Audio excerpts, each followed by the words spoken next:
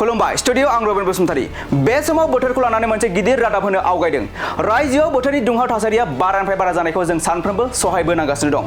बेनिनो दिनै मोन 8 जिल्लानि सुबुंफोरनि थाखाय सांग्रांथि रादाब फोसावदों बोथोर बिगियाना नंगौ रायजो नाङैनो गिख्रंथाव दुंहाव थासारिखौ लानानै सांग्रांथि रादाब होदों बोथोर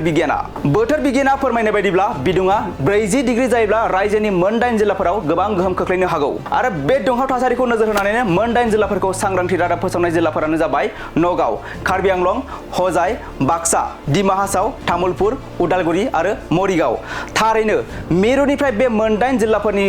सुबुं अनजिमानि थाखाय दुंहाव बोथोरनि थासारिया गोबां गोहोम खोख्लैनो हागौ होनना सांग्रांथि रादाब फोसावदों बोथोर बिगियाना नंगौ रायजो नाङैनो गिख्रंथाव दुंहाव थासारिखौ लानानै सांग्रांथि रादाब होदों बोथोर बिगियाना फोरमायनाय बायदिब्ला बिदुङा 40 डिग्री जायोब्ला रायजोनि मोन 8 जिल्लाफोराव गोबां गोहोम खोख्लैनो हागौ आरो बे दुंहाव थासारिखौ नोजोर होनानैनो मोन 8 जिल्लाफोरखौ सांग्रांथि रादाब फोसावनाय जिल्लाफोरानो जाबाय नगाव कार्बि आंलं हजाय बाक्सा डिमा हासाव तामुलपुर उदालगुरि आरो मरिगाव थारैनो मिरुनिफ्राय बे मोन 8 जिल्लाफोरनि सुबुं अनजिमानि थाखाय दुंहाव बोथोरनि थासारिया गोबां गोहोम खोख्लैनो हागौ होनना सांग्रांथि रादाब फोसावदों बोथोर बिगियाना नंगौ रायजो नाङैनो गिख्रंथाव दुंहाव थासारिखौ लानानै सांग्रांथि रादाब होदों बोथोर बिगियाना फोरमायनाय बायदिब्ला बिदुङा 40 डिग्री जायोब्ला रायजोनि मोन 8 जिल्लाफोराव गोबां गोहोम खोख्लैनो हागौ आरो बे दुंहाव थासारिखौ नोजोर होनानैनो मोन 8 जिल्लाफोरखौ सांग्रांथि रादाब फोसावनाय जिल्लाफोरानो जाबाय नगाव कार्बि आंलं हजाय बाक्सा डिमा हासाव तामुलपुर उदालगुरि आरो मरिगाव थारैनो मिरुनिफ्राय बे मोन 8 जिल्लाफोरनि सुबुं अनजिमानि थाखाय दुंहाव बोथोरनि थासारिया गोबां गोहोम खोख्लैनो हागौ होनना सांग्रांथि रादाब फोसावदों बोथोर बिगियाना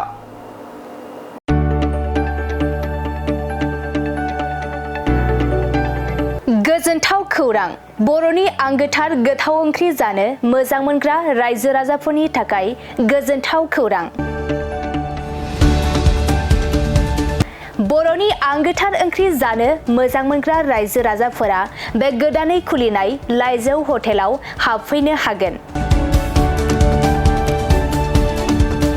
जाखांफुहांनाय लाइमोन फालांगिरि गपेश बसुमतारिया अदालगुरिनि टंलायाव बेखेवदों बर'नि आंगोथार ओंख्रि मोनग्रा गंसे हटेल अदालगुरि जिल्ला टंलानि मिउनिसिपाल बर्ड मावख'नि साखाथियाव गोदानै बर'नि गोग्गो जानाय आदारनि गंसे लाइजौ मुंनि हटेल बेखेवदों अदालगुरि जिल्लानि सिङाव थानाय फालांगिरि नोगोर टंलायाव गोदानै खुलिनाय बे लाइजौ हटेलाव बर'नि दोरोङारि जाग्रा आदारजों लोगोसे गोबां जाग्रा आदारफोरबो मोननो हागोन गोदानै बेखेवजानाय बे लाइजौ हटेलाव अमा बेदर बोरमा लकेल ना साम' नारजि अनला खारै थास' मैथा आरो नाफाम आरो गोबां आइटेमफोरखौ मोननो हागोन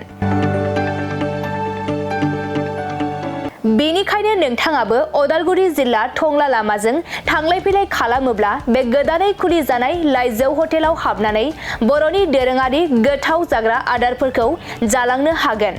आरो नोंथाङा नैबे 9101758967 जानबुं नम्बरनि गेजेरजों खौरां लाहरनानै आबुङै मिथिना लानो हागोन